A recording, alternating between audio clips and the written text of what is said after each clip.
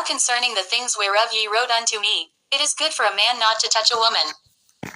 Nevertheless, to avoid fornication, let every man have his own wife, and let every woman have her own husband. Let the husband render unto the wife due benevolence, and likewise also the wife unto the husband.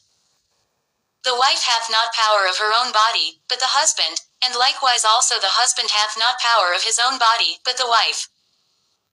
Defraud ye not one the other, except it be with consent for a time, that ye may give yourselves to fasting and prayer, and come together again, that Satan tempt you not for your incontinency. But I speak this by permission, and not of commandment. For I would that all men were even as I myself. But every man hath his proper gift of God, one after this manner, and another after that. I say therefore to the unmarried and widows, it is good for them if they abide even as I. But if they cannot contain, let them marry, for it is better to marry than to burn. And unto the married I command, yet not I, but the Lord, let not the wife depart from her husband. But and if she depart, let her remain unmarried, or be reconciled to her husband, and let not the husband put away his wife. But to the rest speak I, not the Lord. If any brother hath a wife that believeth not, and she be pleased to dwell with him, let him not put her away. And the woman which hath an husband that believeth not, and if he be pleased to dwell with her, let her not leave him. For the unbelieving husband is sanctified by the wife, and the unbelieving wife is sanctified by the husband, else were your children unclean, but now are they holy. But if the unbelieving depart, let him depart. A brother or a sister is not under bondage in such cases, but God hath called us to peace. For what knowest thou, O wife, whether thou shalt save thy husband? Or how knowest thou, O man, whether thou shalt save thy wife?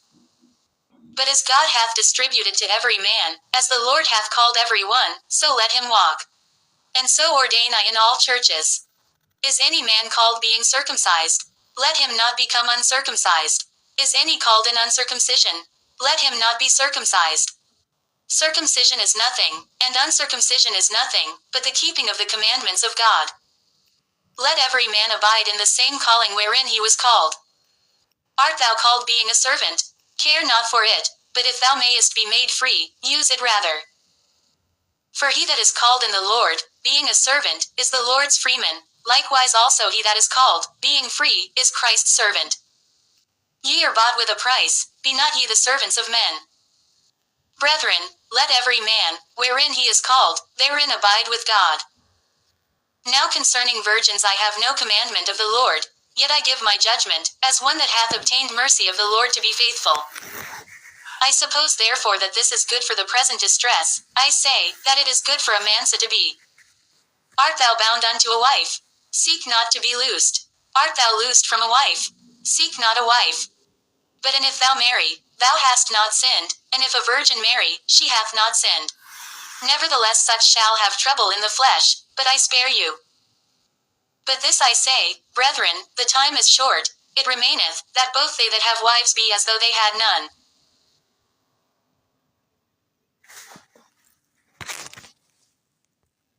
And they that weep, as though they wept not, and they that rejoice, as though they rejoiced not, and they that buy, as though they possessed not.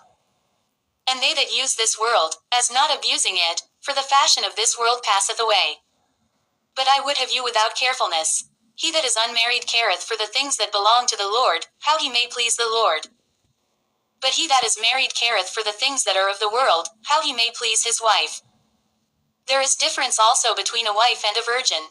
The unmarried woman careth for the things of the Lord, that she may be holy both in body and in spirit, but she that is married careth for the things of the world, how she may please her husband.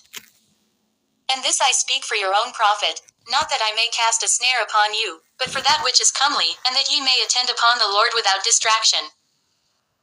But if any man think that he behaveth himself uncomely toward his virgin, if she pass the flower of her age, and need so require, let him do what he will, he sinneth not, let them marry.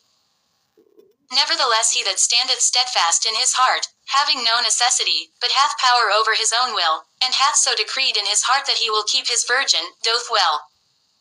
So then he that giveth her in marriage doth well, but he that giveth her not in marriage doth better. The wife is bound by the law as long as her husband liveth, but if her husband be dead, she is at liberty to be married to whom she will, only in the Lord.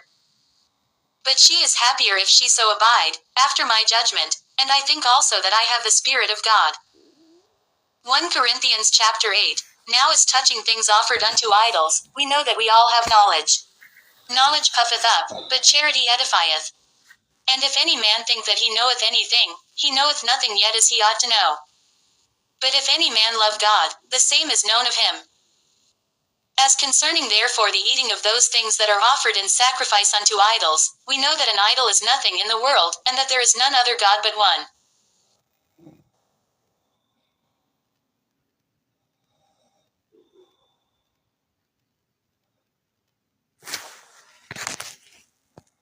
For though there be that are called gods, whether in heaven or in earth, as there be gods many, and lords many.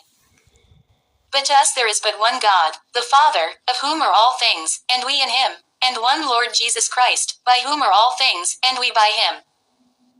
Howbeit there is not in every man that knowledge, for some with conscience of the idol unto this hour eat it as a thing offered unto an idol, and their conscience being weak is defiled. But meat commendeth us not to God, for neither, if we eat, are we the better, neither, if we eat not, are we the worse. But take heed lest by any means this liberty of yours become a stumbling block to them that are weak. For if any man see thee which hast knowledge sit at meat in the idol's temple, shall not the conscience of him which is weak be emboldened to eat those things which are offered to idols? And through thy knowledge shall the weak brother perish, for whom Christ died. But when ye sin so against the brethren, and wound their weak conscience, ye sin against Christ.